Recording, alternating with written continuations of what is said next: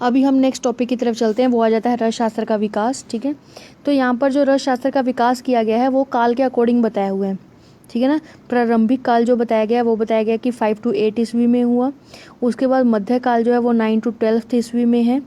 और उसके बाद जो प्रौढ़ काल है, ठीक है ना, वो 13 to 15 सदी, मतलब वही एडी। ठीक है, और उसके बाद आ जाता है आधुनिक काल। तो आधुनिक काल में भी क्या बोलती है, 16 से आधुनिक, मतलब कि 16 एडी, आफ्टर 16 एडी या 16 से क्या है आधुनिक काल स्टार्ट हो जाता है। ठीक है ना, तो इसको हम कैसे याद कर सकते हैं, जो मध्यम काल है उसको क्या कर सकते हैं, दैट इज़ जैसे लंबरदार होते हैं। ठीक है ना, तो वो क्या है, वो बीच में चलते हैं, दो आगे चलते हैं लोग, दो पीछे चलते हैं, तो लंबरदार होता है। तो इसमें इन्होंने क्या बोल दिया यहाँ पर नंबर, वो नंबरदार क्यों बोला गया, तो न से आ जाएगा 9। ठीक है ना, ठीक है ना, न से 9 आ जाएगा। ठीक है, तो इसलिए क्या है 9 to 12 आ गया।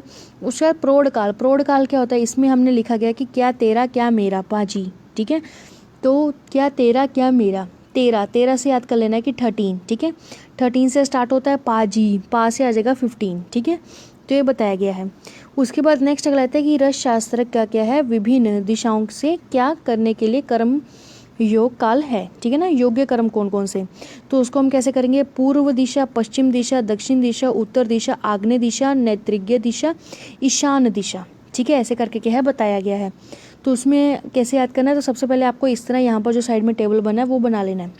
इसमें क्या है, एक तो आ जाएगा नॉर्थ आ जाएगा, और नीचे साउथ आ गया, इधर वेस्ट आ गया, और इधर ईस्ट आ गया। ठीक है, उसके बाद हमने क्या किया है, डायगनल्स बना लिए, वही जैसे कि हमने यहाँ पर ऐसे करके डायगनल्स जो बनाए गए हैं डायगनल्स बना दिए। उसके बाद हमने इसमें बनना है कि कौन कौन सा किस किस के बीच में, तो उसके लिए आपको याद रखना होगा ये part, that is the Nivea SW, that is sure white. ठीक है ना, ठीक है, निविया क्रीम आती है तो जिसमें एक दिया जाता है कि हाँ भाई आपको पक्का गोरा कर दिया जाएगा, तो श्योर वाइट SW आपको याद करना है। वो क्यों करना है, क्योंकि SW के से ही स्टार्ट करेंगे। SW means S for south and W for west. ये आ गया साउथ और ये आ गया वेस्ट। ठीक है, तो इन दोनों के बीच में क्या आ जाएगा, निव्या, तो नी न से आ जाएगा नैत्रिज्ञ कौन आ जाएगा। ठीक है, W और N, मतलब कि वेस्ट और नॉर्थ के बीच में क्या है, दैट इज़ V, वायव्य कौन आ गया। उसके बाद नॉर्थ और ईस्ट, ठीक है ना, नॉर्थ और ईस्ट के बीच में क्या आ जाएगा, ई। ठीक है, तो वो क्या है, ईशान कौन आ गया। और उसके बाद नेक्स्ट जो लास्ट में बताया गया है वो कौन सा आ जाता है, ईस्ट और साउथ के बीच में। ठीक है, मतलब एज हमने क्या है सर्कल की तरफ चलना है, तो उसमें कौन सा आता है, आग्नेय कौन आता है। बस आपको इतना याद रखना कि SW से स्टार्ट करना है और निव्या है। ठीक है ना, इसी तरह इन्होंने बताया गया कि कौन कौन से कोण में क्या क्या हम कर सकते हैं। तो सबसे पहले आ जाता है पूर्व दिशा। ठीक है ना, पूर्व दिशा मीन्स जो हमारी सिंपल जो पूर्व दिशा है। ठीक है, तो पूर्व दिशा को क्या बोल देते हैं, सहस्त्र भी बोल देते हैं, और इसमें बोला गया कि लिंग स्थापन की रस लिंग स्थापन, और इसको क्या है रस भैरव भी बोल दिया जाता है। अब उसके सामने बिल्कुल ऑपोजिट आता है वेस्ट, दैट इज़ अ पश्चिम दिशा। तो इसमें बोल दिया शालन कर्म किया जाता है, मतलब कि वॉशिंग, मतलब कि धोने का काम किया जाता है। वेस्ट है वॉशिंग है, WW। ठीक है, तो याद रखना। उसके बाद आता है दक्षिण दिशा, नीचे वाली जो दिशा है वो दक्षिण दिशा है। तो दक्षिण में इन्होंने क्या बोल दिया कि पाषाण कर्म, कूटना। ठीक है ना, देखो कोई भी नीच कर्म करेगा तो वो क्या, वो मार तो खाएगा, तो कूटेगा तो सही। तो याद रखना कि पाषाण कर्म वो नीच में। ठीक है ना, मतलब नीचे जा रहा है, तो इसलिए इन्होंने क्या बोल दिया यहाँ पर, हम बोल देंगे जस्ट फॉर मेमोराइज के लिए। ठीक है, उसके बाद नेक्स्ट अगला आ जाता है हमारे पास उत्तर दिशा। तो उत्तर दिशा जो होती है उसमें क्या है, धातु वेद कर्म। ठीक है, धातु वेद नहीं है, वेद है, वेद कर्म। ठीक है, धातु वेद कर्म जो है वो कहाँ है, उत्तर दिशा में है। ठीक है, ये हो गया सारा। धातुएं हमें कहाँ मिलती हैं, हिमालय से मिलती हैं। ठीक है, तो हिमालय सारा ऑलमोस्ट किधर है, तो नॉर्थ की तरफ है। ठीक है ना, हिमाचल वगैरह, तो उससे आप लोग ऐसे जस्ट फॉर मेमोराइज के लिए याद रखना। उसके बाद बचते हैं हमारे पास कोण। ठीक है, तो कोण में क्या क्या है, तो कोण में आग्नेय कोण है वो अग्नि कर्म करने के लिए, नैत्रिज्ञ कोण है वो आ जाता है शस्त्र कर्म करने के लिए। ठीक है, नैत्रिज्ञ कोण किसके लिए आता है, तो शस्त्र कर्म करने के लिए। और जो वायव्य कोण है यहाँ लिखा नहीं है, तो वो शोषण कर्म करने के लिए आता है। किसके लिए आता है, शोषण कर्म करने के लिए। और जो ईशान कोण है तो वो क्या है, जो तैयार की गई वस्तुएं हैं उसको रखने के लिए।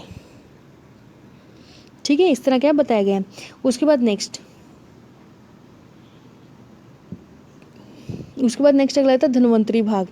ठीक है, धन्वंतरी भाग क्या है, तो धन्वंतरी भाग ये होता है कि जैसे कि अगर कोई पेशेंट है, ठीक है ना, पहले क्या होता था कि पेशेंट अगर डॉक्टर के पास आता तो डॉक्टर क्या था, पैसे नहीं लेता था। तो पेशेंट कुछ ना कुछ उसको देकर जाता था, तो वो देता किस भाग में था वो बताया जा रहा है। तो इसमें ये होता है कि जो पेशेंट होता है वो क्या करता है, वो मेडिसिन अपनी खुद की लाता है। मेडिसिन मीन्स रॉ मटेरियल वो खुद का लाता है, डॉक्टर क्या उसको बना के देता है, ठीक है, डॉक्टर क्या करता है उसको बना के देता है।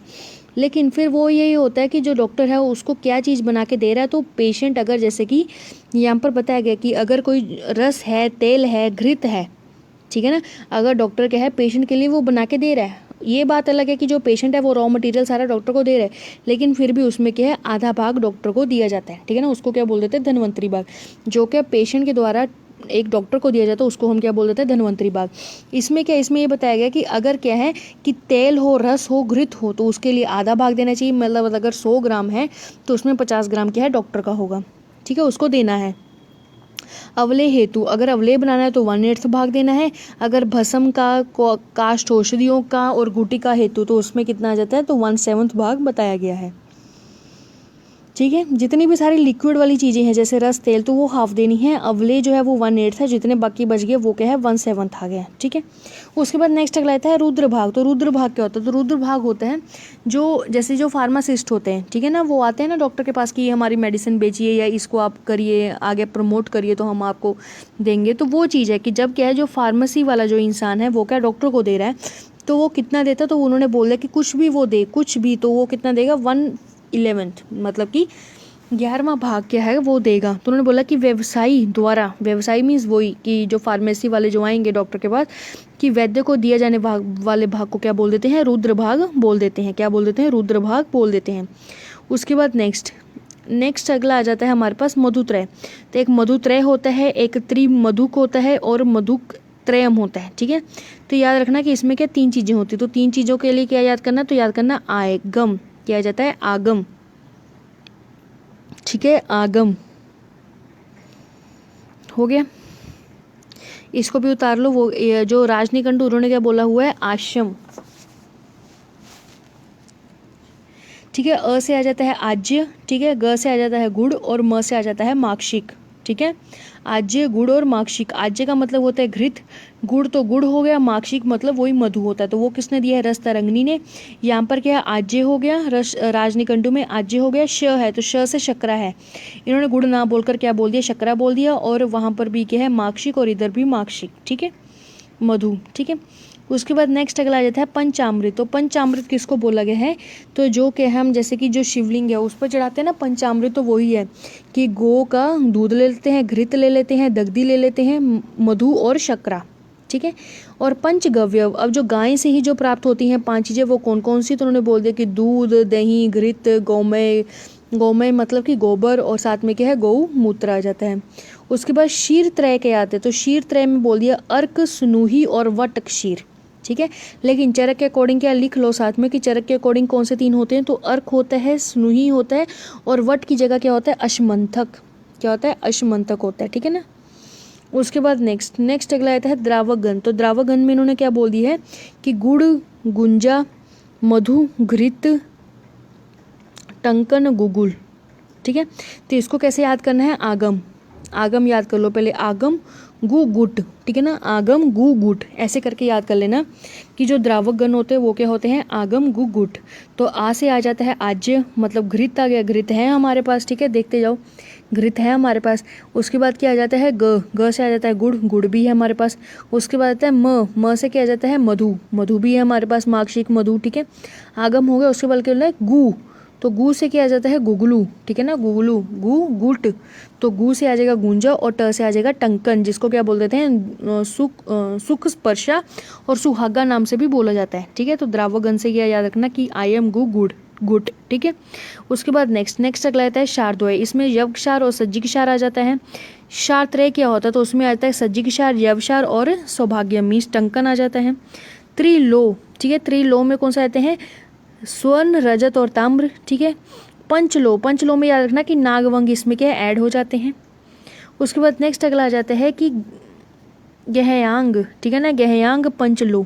तो उसमें क्या, उसमें त्रिलो तो है ही है, ठीक है ना, त्रिलो तो है ही है, वंग भी है, ठीक है। पर यहाँ पर क्या लिखना है, नाग ना लिखकर क्या लिखना गया है, तो यहाँ पर लिखा गया कृष्ण आयस, ठीक है ना, क्या आ जाएगा, कृष्ण आयस। अब पूछ लेता है त्रिगंधक क्या है, तो त्रिगंधक में आप लोग याद रखना कि उसमें क्या आ जाता है, हड़ताल, गंधक, हड़ताल, मनाशिला, क्या आ जाता है, गंधक, हड़ताल और मनाशिला। उसके बाद नेक्स्ट अगला आ जाता है हमारे पास, त्रिगंधक हो गया। उसके बाद आता है अंजन त्रियम, ठीक है ना, अंजन त्रियम। तो 3 प्रकार के अंजन कौन कौन से इन्होंने बताए गए हैं, तो काला अंजन, पुष्पांजन और रसांजन, ठीक है ना। देखो लड़कों का नाम काला होता है और पुष्पा एक लेडीज़ का नाम है, तो जो याद करने के लिए कर लेना कि जो काला, ठीक है, और जो पुष्पा है दोनों अंजन लगाते हैं, कौन सा लगाते हैं, तो रसांजन लगाते हैं, इसलिए क्या है, तीनों का बहुत अच्छा एक मिलन है, तो याद रखना। या फिर ऐसे का याद कर सकते हो कि काला ने रसांजन दिया पुष्पा को, ठीक है ना, तो कालांजन, पुष्पांजन और क्या आ जाता है, पुष्पांजन और क्या आ जाता है, रसांजन, ठीक है। उसके बाद कजली, कजली में क्या होता है, कजली ये बोला गया है, यहाँ पर श्लोका दिया गया है कि धातुर भी गंधक शैव, ठीक है ना, निर्द्रव मर्दित है। इसमें बोला गया कि अगर जो पारद है, पारद को गंधक के साथ या फिर कोई भी धातु के साथ जब क्या है मर्दन किया जाता है, लेकिन क्या है, निर्द्रव्य, निर्द्रव मतलब कि उसमें क्या है, लिक्विड नहीं डाला जाता, उसको हम क्या बोल देते हैं, कजली बोल देते हैं। तो कजली कैसी होती है, तो सुलक्षण, ठीक है ना, कैसे होती है, सुलक्षण होती है। कज्जल अभ्यासो, ठीक है ना, कि काजल क्या है, आभोसो वाली होती है, उसको क्या बोल देते हैं, हम कजली बोल देते हैं। यहाँ पर हिंदी में लिखा हुआ है कि पारद को किसी धातु के साथ बिना द्रव के मर्दित करके उसको द्रव्य बनाना, दैट इज कॉल्ड कजली, ठीक है। उसके बाद मृत लो क्या होती है, तो मृत लो होती है कि किसी धातु को क्या है, हमने भस्म बना लिया, तर्जनी और अंगुष्ठ के मध्य में रखकर उसका क्या किया, मर्दन किया। अगर जो भस्म है वो क्या है, उंगलियों की मध्यम रेखाओं में क्या है, प्रविष्ट हो जाए और क्या है, बाहर ना निकले, तो उसको हम क्या बोल देंगे, मृत लो बोल देंगे। एक आया था पंच मृतिका, तो पंच मृतिका में कौन कौन सी मृतिका बोली गई, तो उन्होंने बोला गया इष्टिका, ठीक है ना, इष्टिका आ जाता है, गैरिका आ जाता है, लवन, भसन, वल्मीक मृतिका, ठीक है ना। इष्टिका है, गैरिक है, लवन है, भस्म है और वल्मीक है, ठीक है। मित्र पंचक, मित्र पंचक में क्या आ जाता है, अब देखो कि आज्यम है, ठीक है, गु नहीं आएगा क्योंकि पंचक है तो गु नहीं आएगा, गुट आ गया, ठीक है ना, आगम और गुड़ आ गया, ठीक है। उसके बाद नेक्स्ट अगला आता है शुद्धार्तव, आर्वत, ठीक है ना, आवृत। तो उन्होंने बोल दिया कि शुद्ध आवृत क्या होता है, तो उन्होंने बोला गया है कि श्वेत वर्णी अग्नि में प्राय सभी धातुओं का पिघल जाना, ठीक है ना। कौन से वन की अग्नि होनी चाहिए, तो श्वेत वन की अग्नि में क्या सभी धातुएं जब पिघल जाती है तो उसको क्या बोल देते हैं, शुद्ध आवृत। उसके बाद नेक्स्ट अगला आता है वारितर, तो भस्म का जल में डालने से क्या उसका तैरते रहना, दैट इज कॉल्ड वारितर होता है। अपुनर्भव, तो अपुनर्भव क्या होता है कि धातु भस्म को क्या है, मित्र पंचक के साथ धमन कराना। अब मित्र पंचक क्या आ जाती हैं, वही आगम प्लस गुड़, तो इसके साथ क्या है, धमन कराने पर भस्म का अपने प्राकृतिक स्वरूप में ना आना, ठीक है। जब हम इसके साथ क्या धमन करवा देते हैं मित्र पंचक के साथ, तो क्या है, वो अपने प्राकृतिक स्वरूप में नहीं आ पाती है। उसके बाद नेक्स्ट अगला आता है निरुद्ध, तो निरुद्ध में क्या बोला गया है कि धातु भस्म को रौप्य के साथ धमन करने पर भस्म का रौप्य के साथ नहीं चिपकना, ठीक है ना। धातु भस्म को क्या है, रौप्य के साथ, रौप्य मीन्स, ठीक है, रौप्य मीन्स चांदी होता है, तो वही कि धातु भस्म को क्या करना है, रौप्य के साथ धमन कर दिया हमने, धमन करने पर रौप्य को रौप्य के साथ नहीं चिपकना, दैट इज कॉल्ड निरुद्ध, ठीक है। उसके बाद आवाप प्रतिवाप, ये बहुत बार पूछा गया, आवाप प्रतिवाप निर्वाप, ठीक है, और ढालन, इसमें क्या है, तो आवाप क्या होता है, तो आवाप और प्रतिवाप वो होता है किसी धातु को क्या करना है, किसी धातु को क्या करना है, द्रव रूप में परिवर्तित कर लेना है, ठीक है, लिक्विड रूप में परिवर्तन करके उस पर क्या है, किसी अन्य चूर्ण को डालना, ठीक है, किसी अन्य चूर्ण को डालना, दैट इज कॉल्ड आवाप और प्रतिवाप। निर्वाप क्या होता है, तो निर्वाप को संपन्न भी बोल देते हैं, किसी धातु को क्या है, रक्त तप्त करके उसको क्या है, किसी द्रव्य में बुझाना, ठीक है ना। पहले किसी धातु को हमने एकदम से गर्म कर लिया और उसके बाद हमने क्या किया, किसी द्रव्य में डाल दिया, ठीक है ना, तो उसको बोल देते हैं बुझाना। डालन क्या होती है, तो डालन क्या है, किसी धातु को पिघलाकर किसी द्रव्य में डालना, दैट इज कॉल्ड डालन कर्म। एक होता है शुक्त वर्ग, तो शुक्त वर्ग क्या होता है, तो उसमें आ जाता है कि सुधा, ठीक है ना, क्या जाता है कि सुधा, कुमपृष्ठ, ठीक है ना, कुमपृष्ठ, शंख, शुक्ति और वराटिका, ये किस में आते हैं, तो ये शुक्त वर्ग में बताए गए हैं। उसके बाद नेक्स्ट टॉपिक की तरफ चलते हैं।